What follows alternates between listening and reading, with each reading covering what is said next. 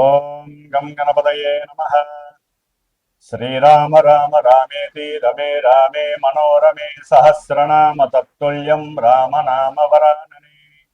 జై శ్రీరామ్, జై హనుమాన్.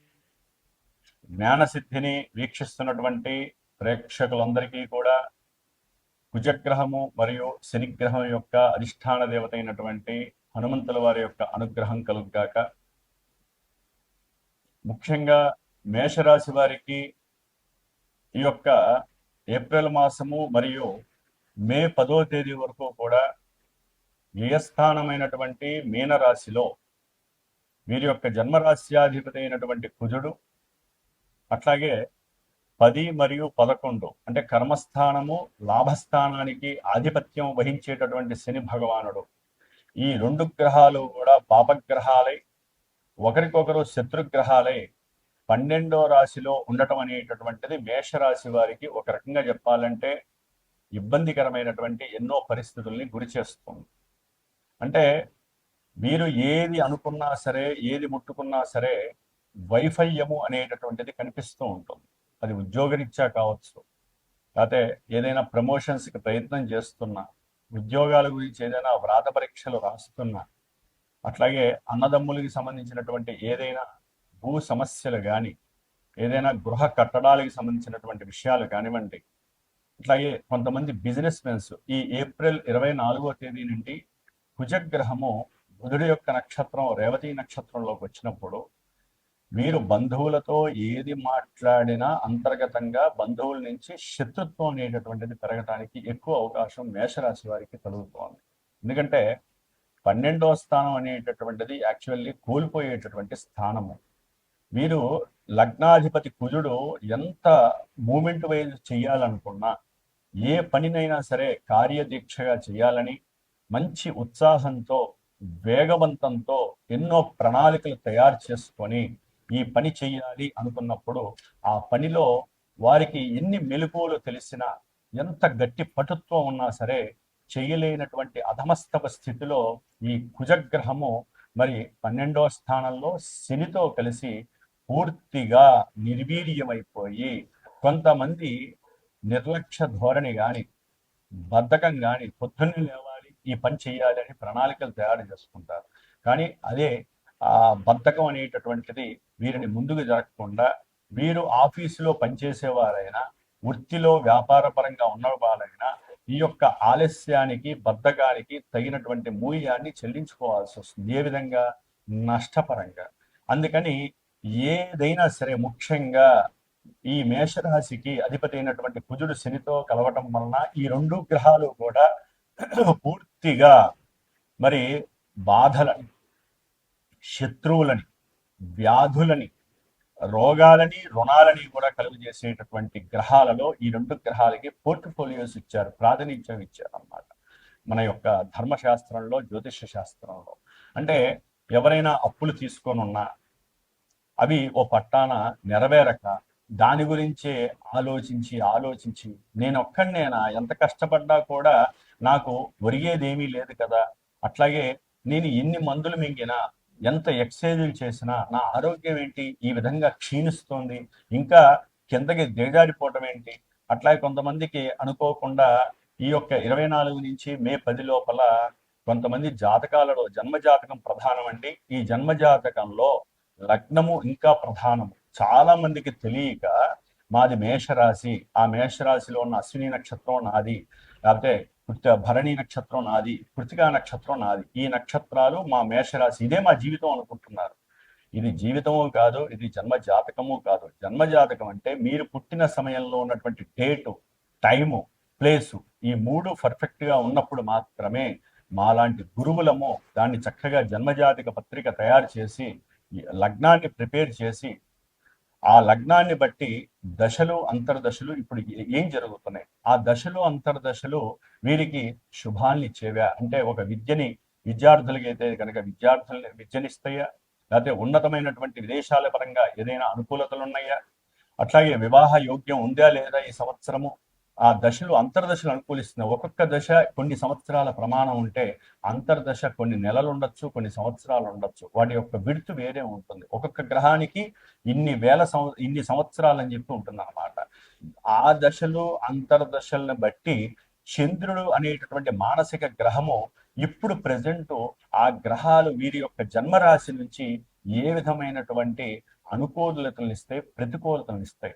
కొంతమంది ఈ ఇందాక చెప్పినట్టుగా మరి ఈ సమస్యలన్నీ మాకు లేవండి గురువు గారు, ఉన్నంతలో మేము బాగానే ఉన్నాము, ఉద్యోగంలో బ్రహ్మాండంగా ఉన్నాం, ఇంకా ఎదుగుదల వచ్చింది, ఉద్యోగం ద్వారా నాకు విదేశాలకు అవకాశం వచ్చిందండి, అట్లాగే చాలా కాలం బట్టి ఎదురు చూస్తున్నాను, నాకు చక్కగా అనుకూలంగా ఈ దేశంలోనే వేరే చోట పోస్ట్ పోన్ గా నాకు మంచి అవకాశం వచ్చిందండి ఉద్యోగంలో, మా బంధువులతో మేము చాలా ఆనందంగా ఉన్నామండి, అట్లాగే నాకున్న అప్పులు తీర్చుకోవడానికి నేను చాలా కష్టపడి కొంత అప్పు తీర్చేశానండి, ఇట్లా ఎన్నో రకాల కొన్ని కోర్టు కేసులు కూడా విడనాడి మా అన్నదమ్ములను చక్కగా కలిసి ఉన్నామండి, ఇట్లా కొంతమంది నాకు చెప్తూ ఉంటారు. మరి రాశి నుంచి చూస్తే నెగిటివ్ ఫలితాలు ఉన్నాయి, కుజశనుల యొక్క ప్రభావం. జన్మజాతకంలో ఆ దశలు అంతర్దశలు గనక యోగ్యకరమైనట్టయితే గనక అప్పుడు మాత్రమే అవన్నీ తిరగా బోర్లా పడతాయి. అందుకనే జన్మరాశి ఎంతో మంది, ఎన్నో లక్షల మంది, కోట్ల మంది ఉంటారు. ఎవరి జాతకం మాత్రమే వాళ్ళని శాసిస్తుంది. అందుకనే ఎవరైనా సరే వివాహం చేసేటప్పుడు జాతకంలో గోచార బలం ఉందా చూసుకోకూడదండి. ఏదైనా సరే మనం చేసే ప్రతి ప్రయత్నంలో కూడా దశ అంతర్దశ బలం ఉందా లేదా అనేది మాలాంటి గురువుల్ని సంప్రదిస్తేనే మీకు సరైన ప్రెడిక్షన్ లభిస్తుంది. ఒకవేళ జన్మజాతకంలో అంతర్దశ సరిగ్గా లేదండి, దశ సరిగ్గా లేదు, ఆరోగ్యరీత్యా పూర్తిగా నిర్వీర్యమైపోతారు, ఆపరేషన్స్ జరిగే అవకాశం ఇప్పుడు కలుగుతుంది అనమాట ఈ మేషరాశి వారికి. అట్లాగే గొంతుకు సంబంధించినటువంటి అనారోగ్య సమస్యలు వస్తాయి, బంధువులతో విరోధాలు వస్తాయి, ప్రయాణాలలో ప్రమాదాలు జరిగే అవకాశం ఉంటుంది, హాస్పిటలైజేషన్స్ ఉంటాయి, అన్నదమ్ములకి ఒక పట్టాన ఏ విషయంలో కూడా సయోధ్య కుదరకపోవటము, మీరు చేసేటటువంటి ఆఫీసుల్లో కానీ ఉద్యోగాల్లో కానీ వృత్తి విషయాల్లో కానీ మీ కింద పనిచేసేటటువంటి వారందరూ కూడా మిమ్మల్ని వేలెత్తి చూపించటం, మీకు తెలియనటువంటి విషయాలు ఎన్నో జరిగేటటువంటి అవకాశాలు, మిమ్మల్ని ఉద్యోగంలోంచి లేకపోతే వృత్తిలో కిందకి దింపేటటువంటి ప్రయత్నాలు, మీ అంతర్గతమైనటువంటి శత్రువులు అనే వాళ్ళు ప్రిపరేషన్ అయ్యేటటువంటి సమయంగా ఇది భావించండి. అట్లాగే అప్పుల బాధ ఎక్కువై కొంతమందికి ఏం చేయాలో తెలియక దూరాభారాలకు వెళ్ళిపోయి అసలు ఈ కుటుంబం వద్దు, ఏమీ వద్దు, ఈ భౌబంధత్వాలన్నీ కూడా ఒట్టి మాయ అనేటటువంటి ఒక రకమైనటువంటి నిరుత్సాహమైనటువంటి ప్రక్రియ చంద్రుడు అనేటటువంటి మేషరాశి ద్వారా మీ మనసుకి కలగడానికి అవకాశం ఉంది. ఇదే కనుక జన్మజాతకంలో ఏ గురు మహర్దశ అనుకూలంగా ఉందనుకోండి, అట్లాగే రవి మహర్దశ అనుకూలంగా ఉందో అనుకోండి, వాళ్ళు జాతకంలో ఉండేటటువంటి సిచ్యువేషన్ బట్టి మీకు పాజిటివ్ వస్తాయి. కాబట్టి ఎవరికైతే గనక దీర్ఘకాలిక అనారోగ్య సమస్యలు పడి మృత్యువు ద్వారా పోరాడుతున్నారో, ఎవరికైతే ఉద్యోగాలు లేక బాధలు పడుతున్నారో, గృహ సమస్యలు, భూలాభ సమస్యల వలన, లేకపోతే ఇంత డబ్బులని పెట్టి మిగతా డబ్బులు కట్టలేక బాధపడుతున్నారో, ముఖ్యంగా ఉద్యోగాల ద్వారా కానీ ప్రమోషన్స్ ద్వారా కానీ ఎదగలేక ఇబ్బంది పడుతున్నారో, ఎవరికైతే గనక అనుకున్న పనులు జరగట్లేదో వారు గనక ఉన్నట్లయితే ఈ యొక్క మే 10 వరకు కూడా తప్పకుండా రోజు ఒకసారి శ్రీరామ రక్షా స్తోత్రాన్ని చదవండి. కుజశనులకు అధిష్టాన దేవత అయిన హనుమంతుల వారి యొక్క మరి హనుమాన్ చాలీసా పారాయణ చదవండి. విచిత్ర వీర హనుమాన్ యొక్క కొంతమందికి భూత ప్రేత విశాచాలు పట్టినట్టుగా ఆవాహన చేసినట్టుగా ఏదో భయము, ఆందోళన, నిద్ర పట్టకపోవటము, ఏ పని చేసినా కూడా మానసిక అశాంతిగానే ఉంటుంది, ఏ పని చేసినా ఏదో చేస్తారో తప్ప వాళ్ళ లోపల జరిగేటటువంటి వింత ఆలోచనలు వేరు ఉంటాయి. కొంతమందికి ఉగ్ర రూపమైనటువంటి చర్యలు కూడా ఉంటాయి. ఎవరో ఒకరిని ఏదో రకంగా తిట్టాలని, ఏదో రకంగా ఎవరో ఒకరితో కొట్టాలని, ఇట్లాంటి ఎన్నో విపరీతమైన ఆలోచనలు కలిగజేసేటటువంటి 2 గ్రహాలు 12వ రాశిలో కలవడం వలన వీరికి నిద్రాసుఖం కూడా ఉండదు, మానసిక సుఖం అసలు ఉండదు, ప్రయాణాలలో ఆటంకాలు, ప్రయాణాలలో ఆలస్యాలు, ప్రయాణాలలో ప్రమాదాలు, ఇబ్బందులు కూడా జరగడానికి మేషరాశి వారికి అవకాశం ఉంది. కాబట్టి తప్పకుండా శ్రీరామ రక్షా స్తోత్రము, హనుమాన్ చాలీసా దండకాన్ని చదవండి. అట్లాగే మన యొక్క శ్రీమాత జ్యోతిషాలయ పీఠంలో ప్రత్యేకించి ఈ యొక్క మే 10 వరకు కూడా విశేషముగా హనుమంతుడికి ప్రీతికరమైనటువంటి ఋగ్వేద మంత్రాలు, వేద మంత్రంతో మంజు సూక్త జప పారాయణ అనేటటువంటిది చేస్తున్నాను. అట్లాగే కుజుడికి శనికి కూడా చక్కగా ఈ మే 10 వరకు విశేషముగా జప సంఖ్య పూర్తి చేసి మే 12వ తేదీన స్వామివారి యొక్క హనుమత్ జయంతి సందర్భంగా మరి హైదరాబాద్లో విశేషంగా హోమం చేస్తున్నాను.